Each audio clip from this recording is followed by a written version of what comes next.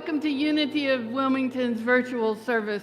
What a joy to be with you in this moment, to be opening our minds and our hearts, to be aware of who and what we are, and to be living in a state of being that allows us to be in joy. I want to remind you of three things. The very first one is you are a beloved expression of God. You are here for a holy purpose, and you are always in the right place at the right time. And as the sun rises each day, as we have the opportunity to live our lives as fully as possible, we give thanks.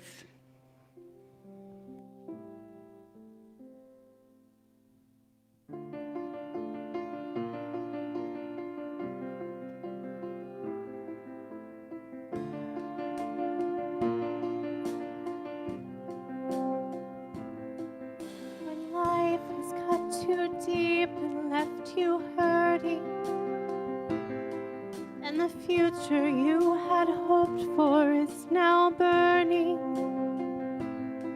and the dreams you held so tight lost their meaning, and we don't know if you'll ever find the healing.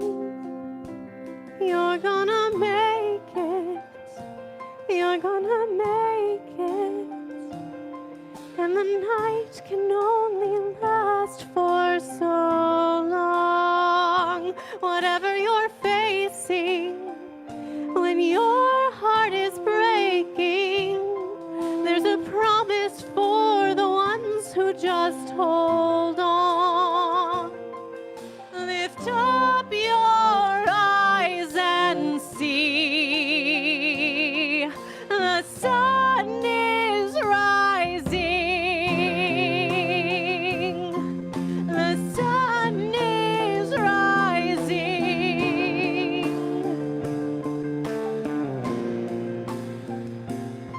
Every high and every low you're gonna go through. You don't have to be afraid. God is with you. When you're feeling oh so weak, you seem like stopping. Let the hope you have light the road you're walking. 'Cause you're gonna make it. You're gonna make it. And the night can only last for so long. Whatever you're facing, when your heart is breaking, there's a promise for the ones who just hold on. Lift up your eyes and see. The sun is rising, and even when you can't imagine how, even when you feel like there's no way out, even when you're drowning in your doubt, just look beyond the clouds. The sun is rising.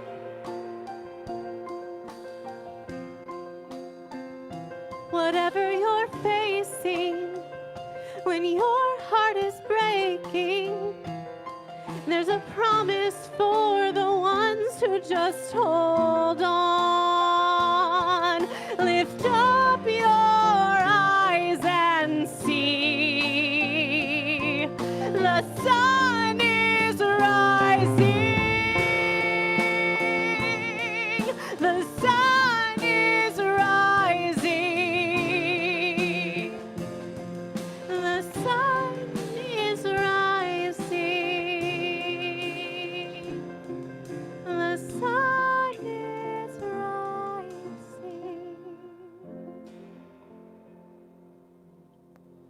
Thank you, Samantha. In 1936, Unity's co-founder, Charles Fillmore, became very excited about some advances that were happening in science, particularly in the realm of physics. He was looking at new thoughts and new ideas that were being expressed that are now more commonly known and widely known as quantum theory and the energy of space. Those ideas inspired Mr. Fillmore to go back to the teachings of Jesus and see how they fit together. In Scripture, the Greek translation of the word heaven is actually plural. Jesus wasn't referring to a singular, remote, far away kind of place.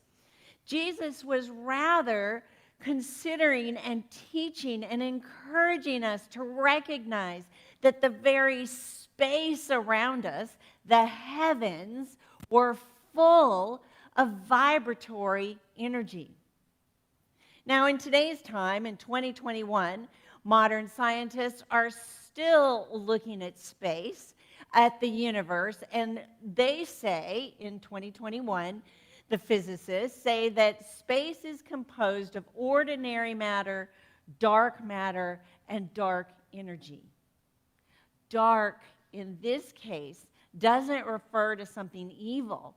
Dark, in this case, is a simplified term for not identified yet. And I can relate to that definition because when I'm in the dark, it's just that I don't know what's going on yet. It's like I haven't learned something yet. So dark is actually a good thing because it means that the infinite potentiality and possibility exists everywhere, here, all the way to we don't know how far, but definitely here. Unity believes that spirituality is scientific. Just like there are physical laws in the natural universe, there are spiritual laws in the spiritual universe. So the laws that govern our spirituality are very different than the laws that govern our natural order. And as we participate in spiritual law, we are blooming, we are growing, we are unfolding in the spiritual realm. And as we are participating in natural laws in the physical realm, we are complying with what is. If you just think about the law of gravity, we have to comply with what is, and the law of gravity works in the physical realm.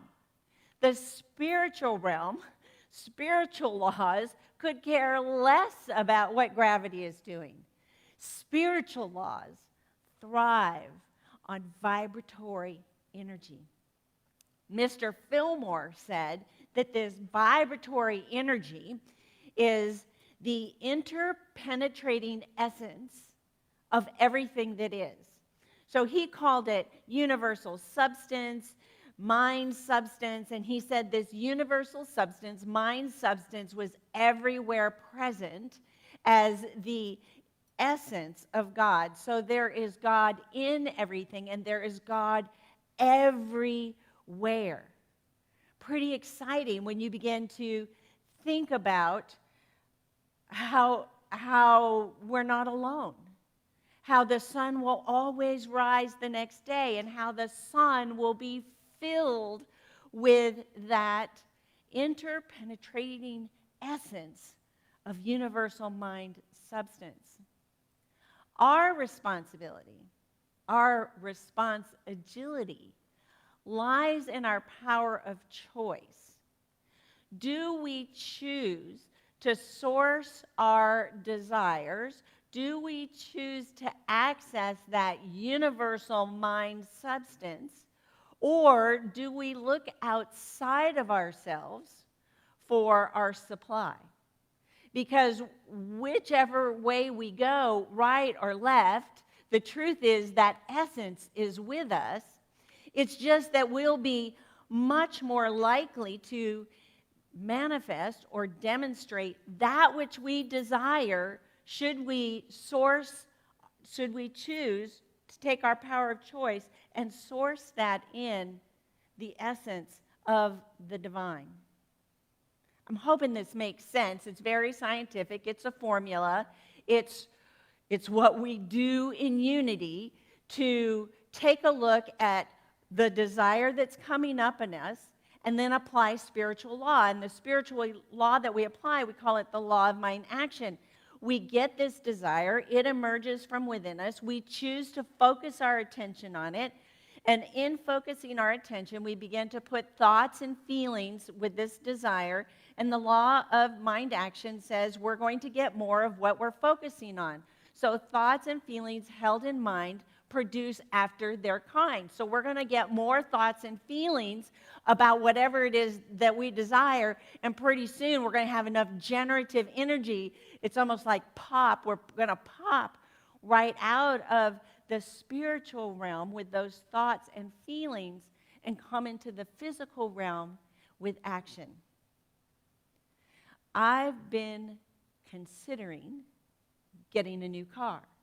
It's time for me to get a new car. I mean, the Mini Cooper's great. It's a convertible. In the summer, it's super fun. And that engine, it's a rocket. I mean, it's, you know what I mean. I've said I mean like 20 times. But anyway, it'll be 9 years old in October, and it's time to take a look at getting a new car. So for the last 2 months, I've felt this desire emerge, and I began to do the internet research, and I've asked all my friends, and I've begun to have the feeling, and I'm fanning the flames of that desire, and I'm thinking more and more and more about this new car. I've expended an incredible amount of energy, and yet there is no new car in my garage. There's no new car in my garage. So I need to back up and take a look at where I'm sourcing my desire from. I need to back up and take a look at my beliefs and my doubts and wonder where it is in the scientific process that I've missed a step or I haven't supported myself enough in order to demonstrate the manifestation of this new car.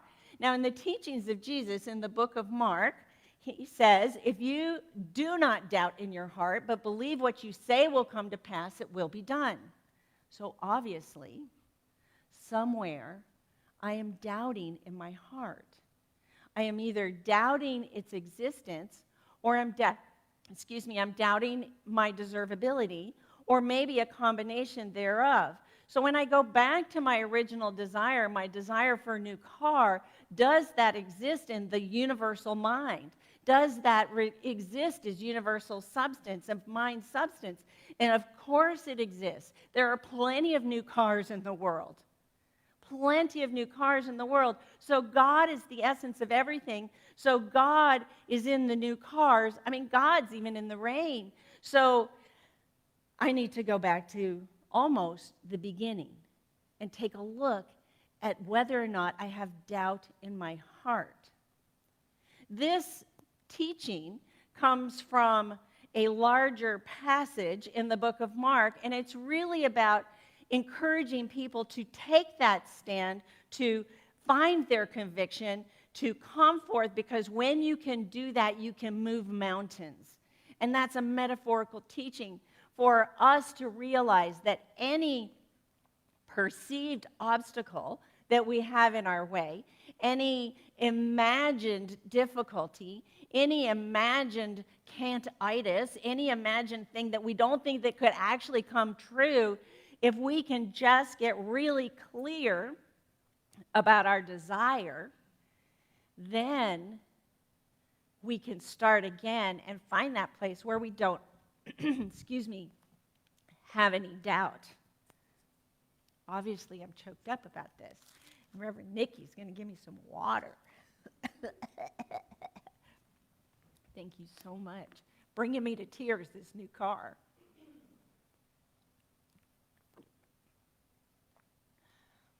Thank you. The Message translation.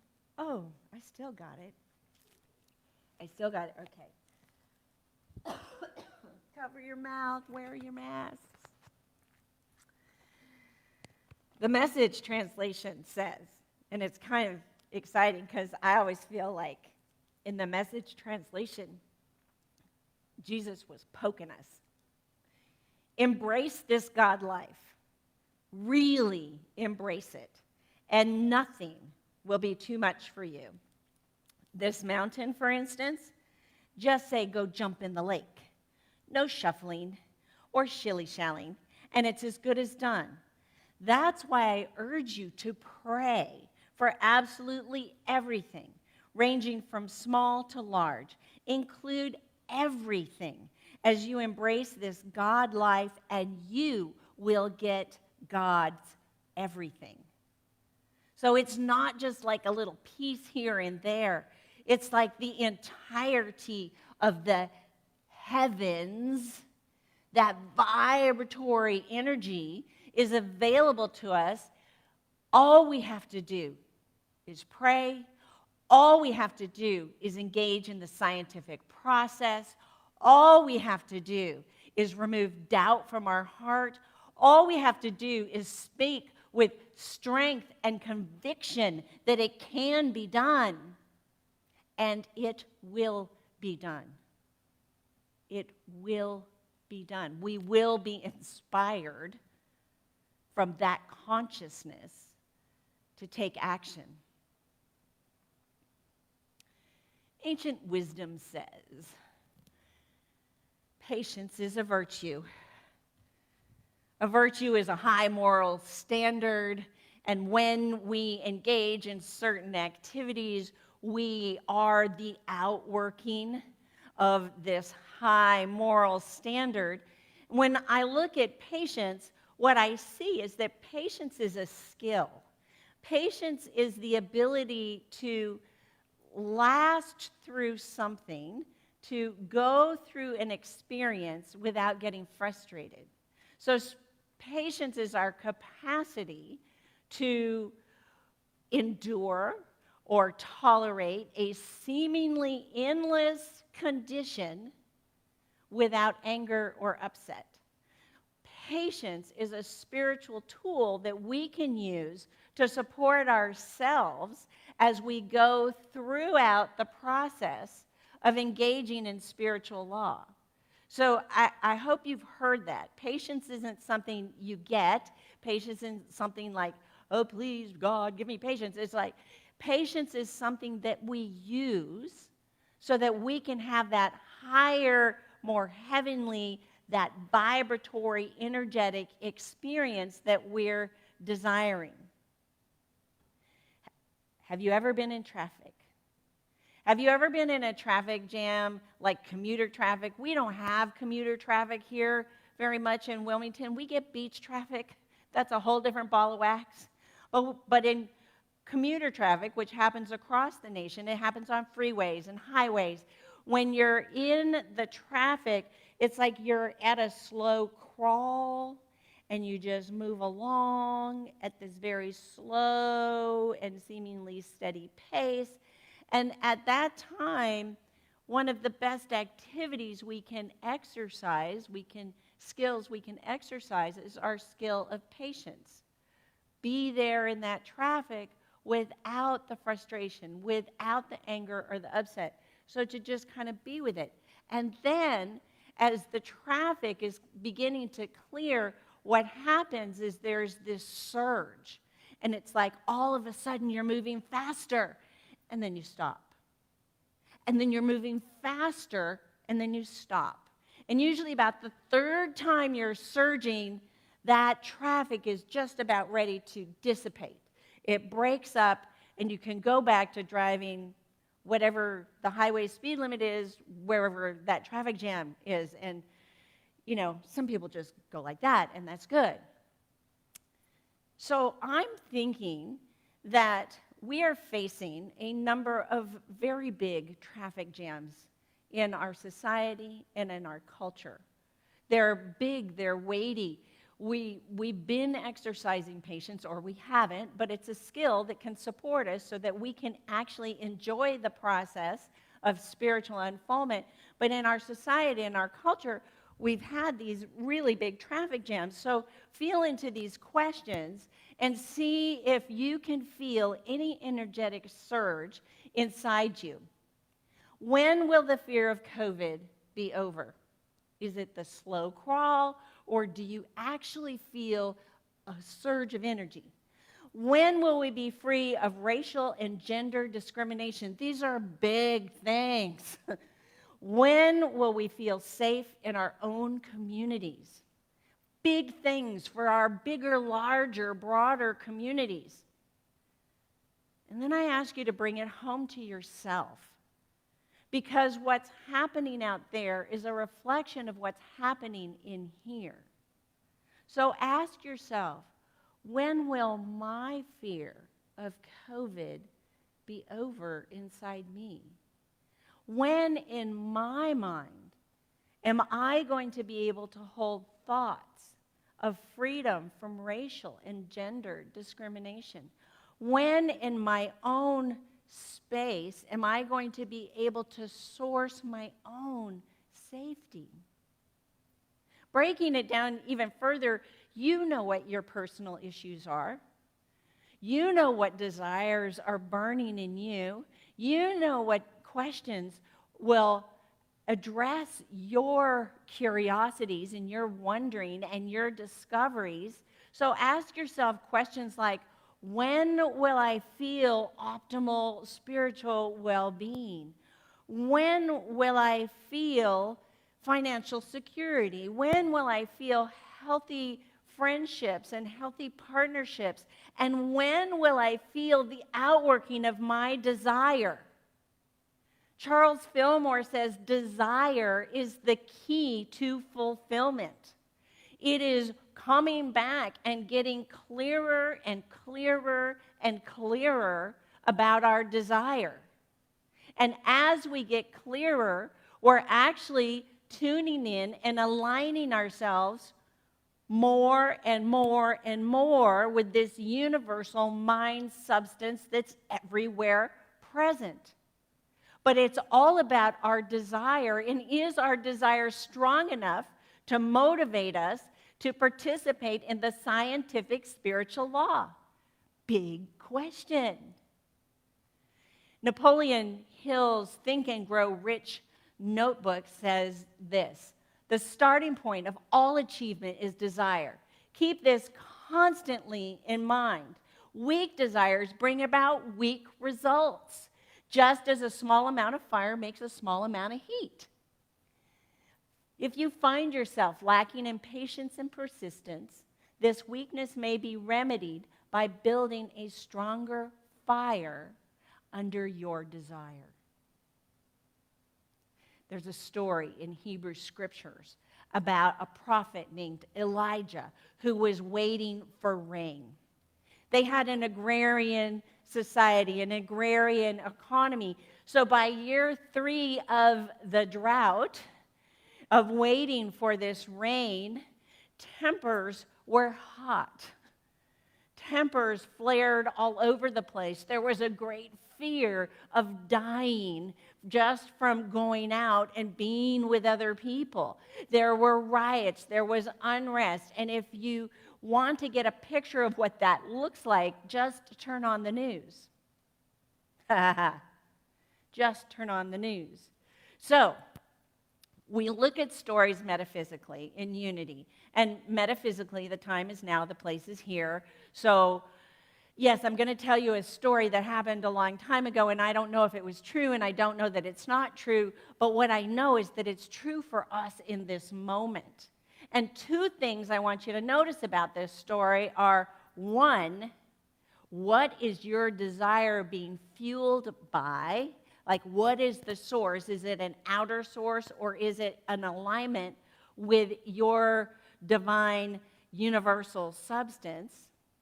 And the other thing is the importance of patience and understanding how patience is what patience is, and it's merely a spiritual tool to help us get really clear on our desire. So, Ahab was the king, and he was the king who was more evil than any other king that had come before him. Ahab was married to Jezebel. I don't think I need to tell you. I wish I could do that thing with my eyebrow. You know who Jezebel is. So he was married to Jezebel. Now Ahab sent his servant out and said, could you find anywhere in the kingdom where there are green places or patches of grass, because my horses and mules need to be fed? Now Jezebel was a Canaanite. So as a Canaanite, she worshiped the god Baal instead of Israel's God. And she was encouraging people to turn to Baal because Baal would bring the rain. And other people like Elijah were saying, no, God, the God of Israel, will bring the rain. So Elijah comes up. He confronts Ahab. He challenges him on his priorities. You're taking care of your horses and your mules, and you're not going to try to take care of your people. And he also challenged Ahab for disregarding, for abandoning the God of Israel.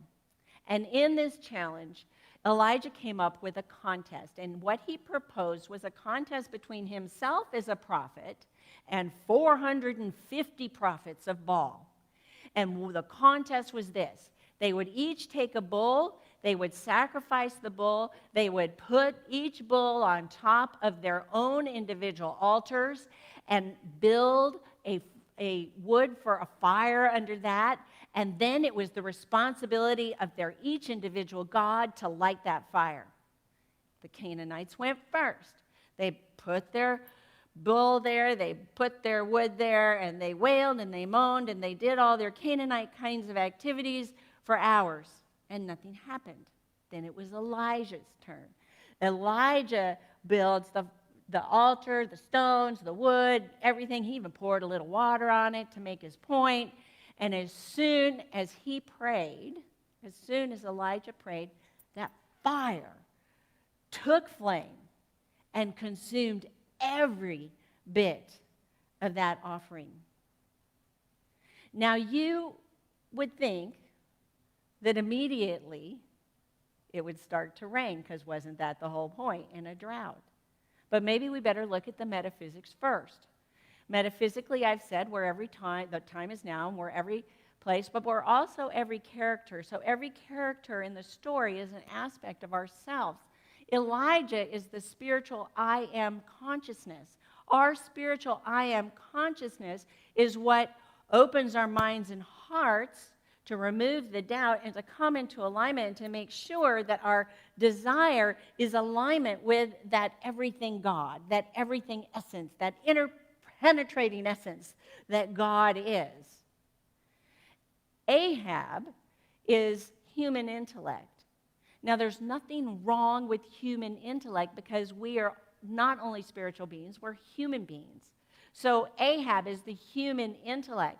But when you put the human intellect with Jezebel, the sense consciousness, you tend to get, in fact, it isn't you tend, you do get error thinking. So the power of choice in this story, looking at these different aspects of ourselves, because we have them within us. I mean, I've accessed spiritual wisdom. You have accessed spiritual wisdom. That's your Elijah, your I am spiritual consciousness. We've all done that, but we've also got human intellect, and then we have this desire to go into sense consciousness. So the real choice, the power of choice in this story and in our lives is, do we choose to source our desire from our oneness with God, from spiritual I am consciousness, universal mind substance, from the power of the heavens, the space, the ethers, everything that's teeming, vibratory energy that's teeming in the universe? Or do we choose error thinking? Because there's a huge difference in the outworking.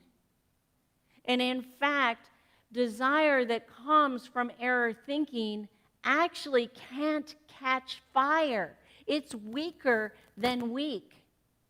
We may experience it for a time, but it cannot last because there's no eternal flame to keep it burning. Whereas desire that comes from the teeming, vibratory energy of the universe from God mind, from God's substance, from mind substance, from universe. That's the fire that catches. That's the desire that burns. And it's a choice because we have 360 degrees. We have all three aspects. We have these two choices within us all the time.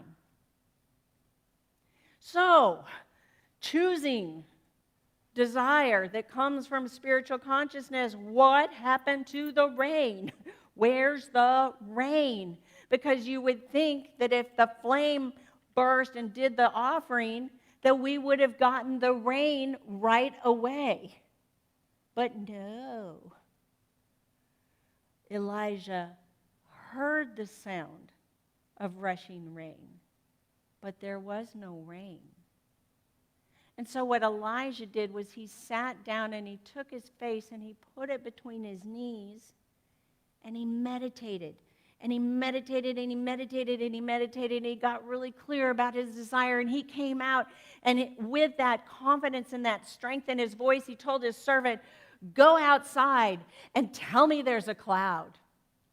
It took 7 times. 7 times of meditating. 7 times of getting so clear about his desire that after the 7th time, the servant went out and there was a small cloud above the sea. That small cloud grew and grew and grew and turned into a rainstorm that nourished the land and nourished the people. If we're taking this to the I perspective, meditate as many times as it takes, for as long as it takes, for you, for me, for us as a nation, as a country, as a people, as a human race, to get so clear about our desire that eternal flame will catch and burn. Transforming lives, transforming intention, transforming possibility, moving mountains, removing obstacles, all the while exercising patience, using patience as a spiritual tool to support us throughout the divine unfoldment, throughout the fulfillment of spiritual law. Patience is our capacity to endure. It's our capacity to wait, not passively. Patience isn't a passive activity, waiting, because that's like really, you're generating thoughts and ideas that I don't think you want to go there. But patience really is that deep spiritual knowing that when we have no doubt in our heart, and when we speak our words with strength and conviction, it is done. It is done. We are inspired to take action. We are inspired to transform our lives. We are inspired to have a more beautiful reflection of peace and harmony and abundance and prosperity and joy and love in our world. So let's turn that into an affirmation and take it into a time of meditation. Patience is a spiritual tool. Take a picture of this because, we got to be patient with ourselves. Patience is a spiritual tool I use to support myself throughout the fulfillment of spiritual law. In meditation, I remove doubt from my heart and strengthen my conviction. With patience, I become inspired to take action in my life. It's a spiritual tool.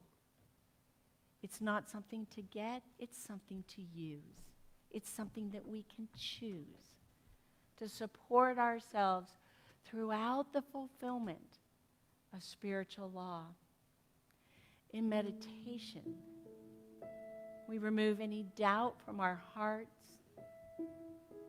We strengthen our conviction. And we come forth inspired to take positive action in the world. What's alive in you? What's surging in you? And as you sit and become quiet, allow your intuition feel into your surges. Feel into the places where you know you're going to wait some time. Feel in to that desire for harmony, for peace, for an understanding, for a new way of seeing what is right before our eyes.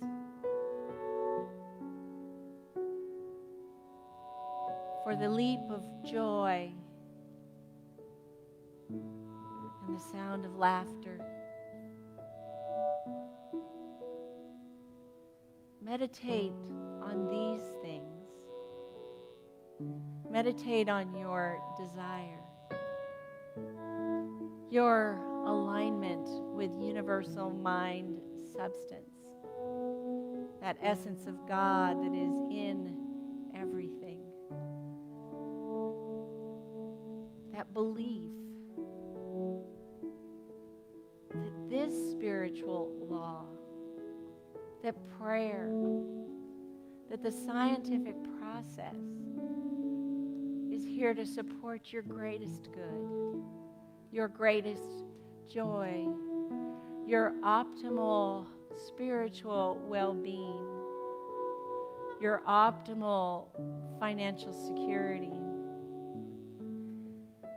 your optimal friendships, your optimal partnerships, the optimal outworking of your desire. So it is, and so we let it be.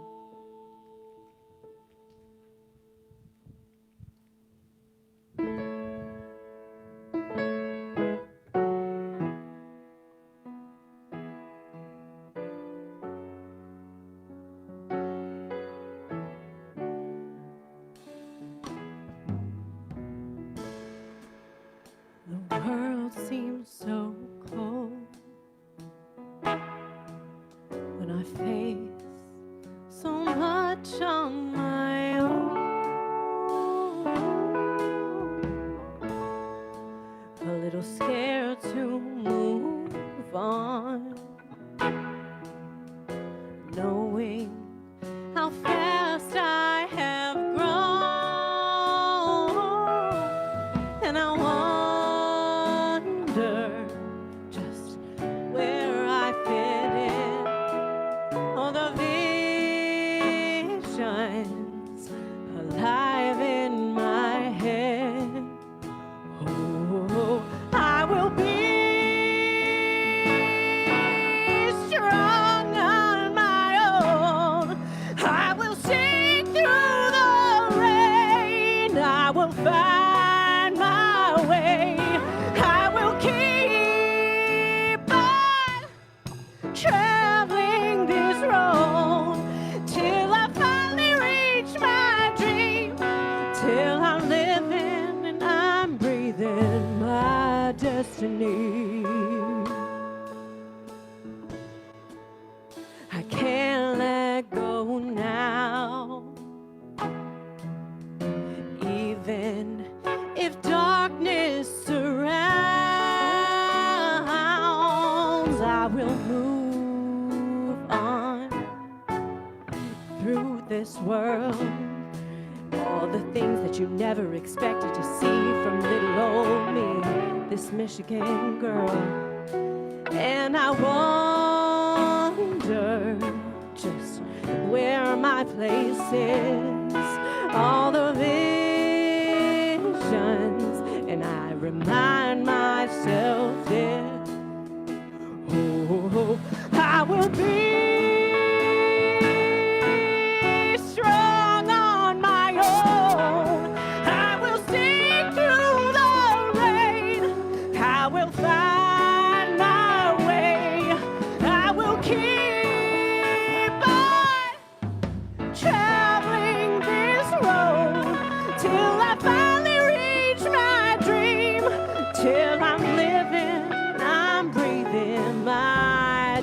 destiny. Your destiny. And if you've ever wondered where your place is, it's right here. Whenever you want to be here, you'll find us on Facebook. You'll find us on YouTube. We appreciate your practice of generosity, that your giving helps us to be here each week and to do the work that we do in the world. But if you've been touched, moved, or inspired in any way, tell someone, and then take the next step and live what has touched you, what has moved you, and what has inspired you. Patience is a spiritual tool to support you in the fulfillment of your outworking of spiritual law. Tune in meditation. Get clear about your desire. Remove any doubt from your heart. Speak with strength and conviction, and it will be done.